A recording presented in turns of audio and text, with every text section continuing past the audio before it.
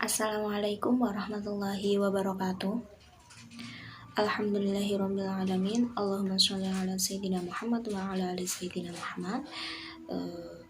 Yang saya hormati Ibu Azah Nurlaila selaku dosen mata kuliah Tafsir Tarbawi kelas 3 PAI A2.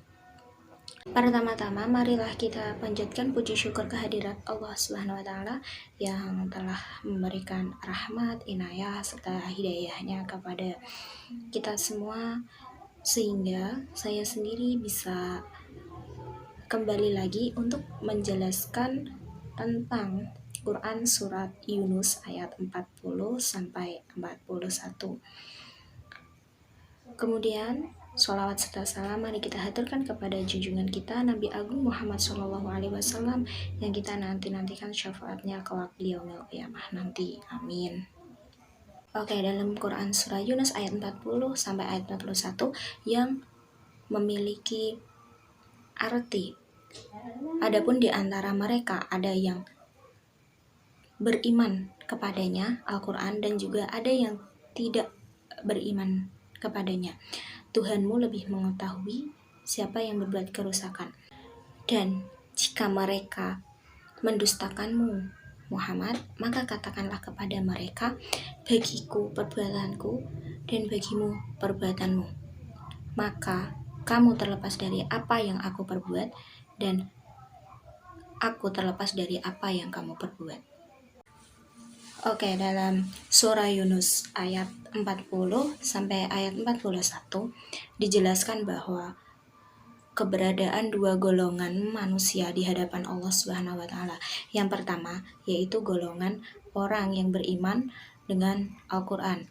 Dan golongan yang kedua adalah golongan orang yang tidak mengimani Al-Quran atau disebut dengan golongan pendusta.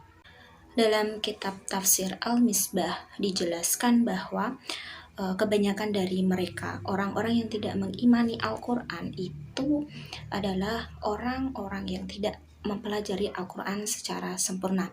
Jadi demikian penolakan itu karena hanya ikut-ikutan saja atau dia menolak Al-Quran tetapi dalam hati kecilnya itu dia membenarkan. Kemudian dalam tafsir Ibnu Katsir dijelaskan bahwa dan di antara mereka yang diutus pasti ada yang mengimani Al-Quran dan mengambil manfaatnya, mengambil pelajarannya, mengambil ibrohnya, mengambil hikmahnya. Ada juga yang tidak mengimaninya, bahkan sampai mati dia dalam keadaan seperti itu.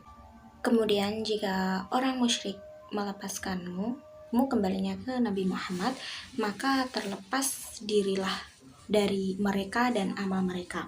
Sebagaimana dalam Quran surah Al-Kafirun ayat 1-2 dan Quran surah Al-Mumtahanah ayat 4.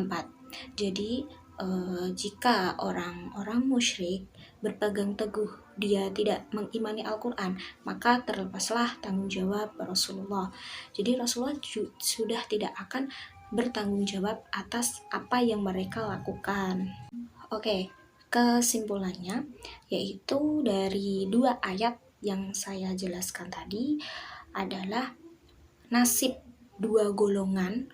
Yang satu, golongan yang mengimani Al-Quran akan mendapat ganjaran dari Allah. Sedangkan orang yang tidak mau mengimani Al-Quran akan diazab seperti umat-umat terdahulu. Kemudian dalam ayat 41 Rasulullah tidak akan bertanggung jawab atas apa yang mereka lakukan jika mereka tetap berpegang teguh, mereka tidak mempercayai Al-Quran. Karena Allah sendiri tidak akan menghukum seseorang atas kesalahan orang lain. Wallahu a'lam bishawab.